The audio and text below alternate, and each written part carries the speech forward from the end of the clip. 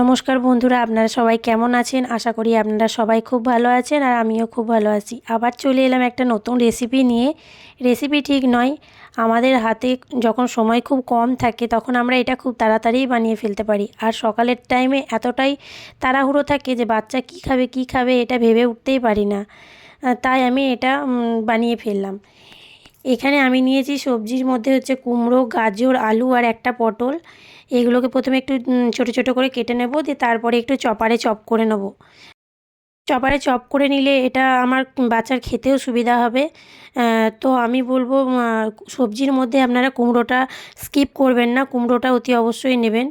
আর তারপরে আমি নিয়েছি এখানে মুগের ডাল। আপনারা যেই ডাল অ্যাভেলেবেল থাকবে সেটাই নেবেন। আমি প্রতিদিন মুগের ডাল দিই এটাই নয়, আমি মুসুর ডাল সব রকমের ডালই ব্যবহার করি। তো তারপরে নেব হচ্ছে আমি চাল, এখানে ভাতের চাল নিয়েছি। তো চালটাকে আমি একটু গ্রাইন্ডারে একবার ঘুরিয়ে নেব। তো গ্রাইন্ডারে ঘুরিয়ে নিয়েছি। এখানে আমার একটু ভুল হয়ে গেছে, আমি ধুয়ে নেওয়ার পরেই আমি এটা গ্রাইন্ড করি, কিন্তু আজকে ভুল হয়ে গেছে, তার জন্য গ্রাইন্ড করে নেওয়ার পর একটু ছাঁকনিতে দিয়ে ধুয়ে নিচ্ছি। তো তারপরে আমি এখানে ধুয়ে নেওয়ার পর একটা বাটিতে নিয়ে নেব। বাটিতে ধুয়ে রাখা চালটা নিয়ে নিলাম, আর নিয়ে নেব চপারে চপ করে রাখা সবজি।